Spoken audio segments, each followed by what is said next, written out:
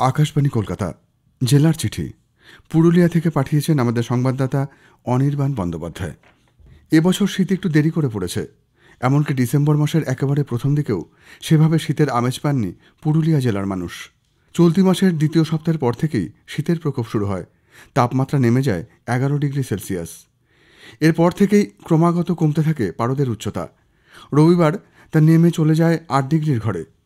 এদিন সর্বনিম্ন তাপমাত্রা ছিল 8.4। জেলার পাহাড়ি এলাকাগুলিতে তাপমাত্রা আরও কম বলে জানা গেছে। আগামী কয়েকদিনে তাপমাত্রা আরও নামার সম্ভাবনা রয়েছে। তবে শীতের প্রকোপ বাড়লেও দিন রৌদ্রোজ্জ্বল থাকায় মানুষ শীতের আমেজ উপভোগ করছেন। সেভাবে কুয়াশাও দেখা যায়নি। ডিসেম্বরের মরশুমে পুরুলিয়ার পর্যটন ক্ষেত্রগুলিতে দেখা যাচ্ছে পাহাড় প্রেমীদের ভিড়। অযোধ্যা পাহাড়সহ গড়পঞ্চকোট এবং জয়চণ্ডী পাহাড়ে ডিসেম্বরের মাঝামাঝি থেকেই মানুষের ঢল দেখা গেছে।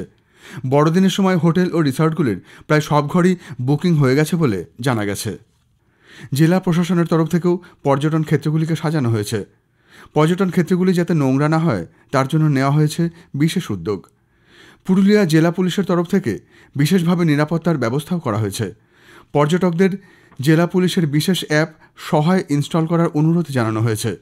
প্রচুর সংখ্যায় পুলিশ ও সিভিক ভলান্টিয়ার নিয়োগ করা হয়েছে গুরুত্বপূর্ণ পর্যটন স্থলগুলিতে। পর্যটনের মরশুমে এবার জেলার ট্যুরিস্ট গাইডদের জন্য বিশেষ উদ্যোগও নিতে দেখা গেছে পুরুলিয়া জেলা প্রশাসনকে। গত 11 তারিখ তাদের হাতে তুলে দেওয়া হয় পরিচয়বাহী বিশেষ ব্যাচ ও জ্যাকেট। মোট 69 জন প্রশিক্ষিত গাইডদের হাতে এই জ্যাকেট, টুপি ও ব্যাচ তুলে দেওয়া হয়। রাজ্য সরকারের পর্যটন বিভাগের উদ্যোগে এবং পুরুলিয়া জেলা প্রশাসনের ব্যবস্থাপনায় আগেই এই ট্যুরিস্ট গাইডদের প্রশিক্ষণ দেওয়া হয়েছে। বিপুল সংখ্যায় বিড়ি শ্রমিক রয়েছেন পুরুলিয়া জেলায়। তাদের জন্য ঝালদা 2 নম্বর ব্লকের কোটশিলায় কেন্দ্রীয় সরকারের উদ্যোগে একটি হাসপাতাল গড়ে তোলার দাবি রয়েছে দীর্ঘদিন ধরেই। হাসপাতাল নির্মাণের কাজও শুরু হয়েছে।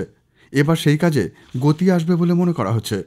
শনিবার পুরুলিয়া সাংসদ জ্যোতির্ময় সিং মাহাতো এবং কেন্দ্রীয় ওয়েলফেয়ার কমিশনের ডিরেক্টর জেনারেল ওঙ্কার শর্মার নেতৃত্বে একটি প্রতিনিধি দল কোটশিলায় গিয়ে হাল হকিকত দেখে আসেন। হাসপাতালের কিছুটা কাজ এখনও বাকি রয়েছে স্বীকার করে পুরুলিয়া সাংসদ জ্যোতির্ময় সিং মাহাতো বলেন, এটি সম্পূর্ণ করার জন্য কেন্দ্রীয় সরকার 2 কোটি টাকা মঞ্জুর করেছে। ডিসেম্বরের মধ্যে কাজ শেষ করে যাতে নতুন বছরের শুরুতে হাসপাতালটি চালু করা যায় তারই চেষ্টা হচ্ছে। বিজ্ঞান ও প্রযুক্তির দিকে তরুণ প্রজন্মকে আরও বেশি উৎসাহী করে তুলতে এবার সিধু কানহু বিরসা বিশ্ববিদ্যালয়ে আয়োজিত হল 2 দিনের 6ষ্ঠ আঞ্চলিক বিজ্ঞান ও প্রযুক্তি কংগ্রেস।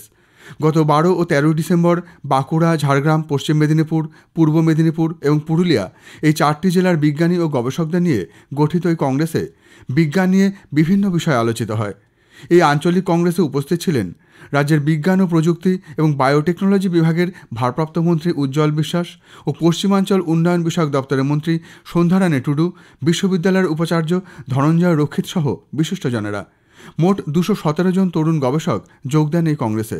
তারা নিজেদের গবেষণার বিষয় নিয়ে বক্তব্য রাখেন। ঝটিকা সফরে পুরুলিয়া এসে জেলার উন্নয়ন নিয়ে নানা কথা বলেন রেলমন্ত্রী অশ্বিনী বৈষ্ণব। গত মাসের 21 তারিখ সন্ধ্যায় রেলের বিশেষ ট্রেনে তিনি পুরুলিয়া জেলায় আসেন। পুরুলিয়া ছাড়াও বড়াভূম, গড়জয়পুর এবং ঝালদা স্টেশন পরিদর্শন করেন রেলমন্ত্রী।